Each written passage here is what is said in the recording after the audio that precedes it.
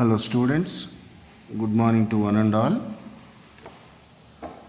Today we are going to solve the continuous series data arithmetic mean by means of shortcut method and as well as the step deviation method. Yesterday we calculated the arithmetic mean for the continuous data by using direct method. So this is the procedure. So what do you know arithmetic mean? So x bar, that is equal to sigma fi xi by n, and xi stands for mid values and n stands for total frequency, that is sigma fi, and you created a calculation table and filled up the table according to the various variable values in the table. Take the total, substituted, you got the 33. Now today we are going to understand to calculate the arithmetic mean by means of what we call the shortcut method. It's very simple method. So what is the formula of the shortcut method? So arithmetic mean am x bar is equal to a plus sigma fi di by n, where di stands for deviation, xi minus a. Xi is equal to mid value and a stands for assumed value. So in this problem we assumed value a as 5. Okay. So next we create a calculation table. So based upon the information whatever is required for the substitution in the formula. So already given values are there in terms of class intervals and as well as the frequency. Now we calculate the xi values and we take the dA values, and also we go for taking the product of the fi dA values. So let us see the columns of the table. The first column, marks are there. So according to us, what is the name given, class interval. The next information given in the question, what is that? Number of students. We denote by means of fi, means frequency. And now we calculate mid values. How to get mid value? By, higher limit minus lower limit by 2 of each class interval. Next we calculate the dA values, deviations, xi minus a. What is the a value assumed as 5? And finally we take the product, fa values and the dA values.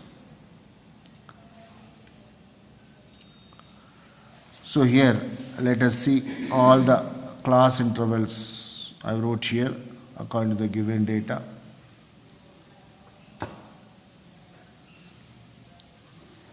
Next, the frequency value is feeded and its total is 200. Okay.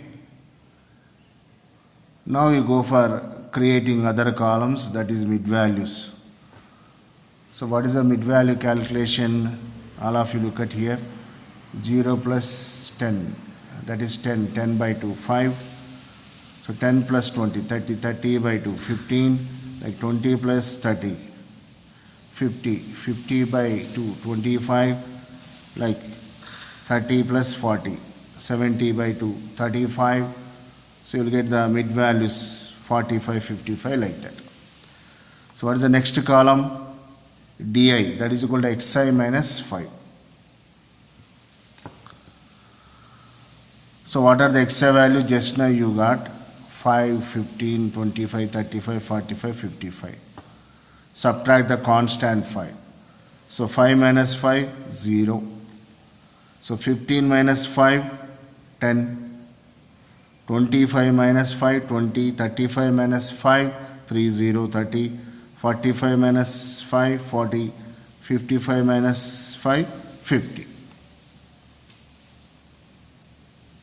Now what you required? You required the product. What is that? fi dA value. So 10 into 0, 0. Next 20 into 10, 200. Okay. Next 50 into 20. Okay.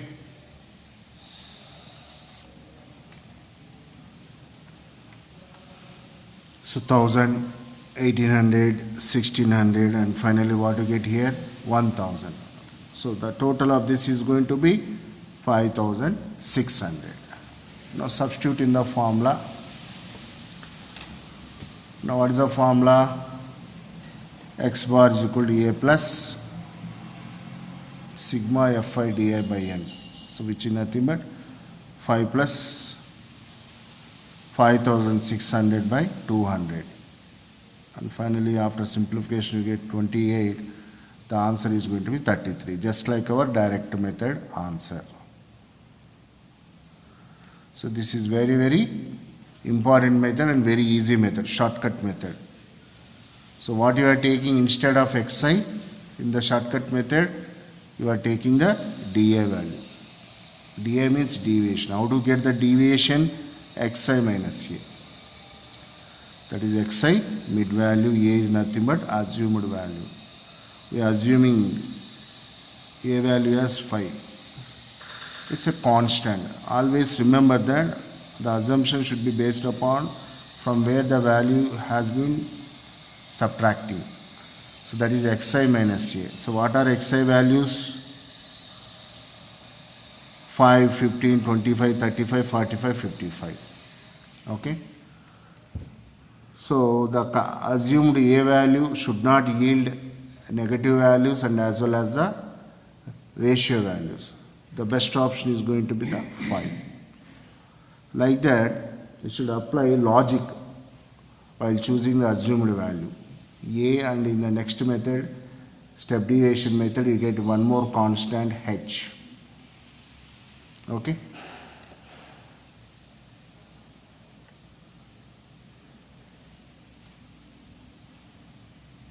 Now we go for the next method. What is that? Step deviation method, which is the most powerful method.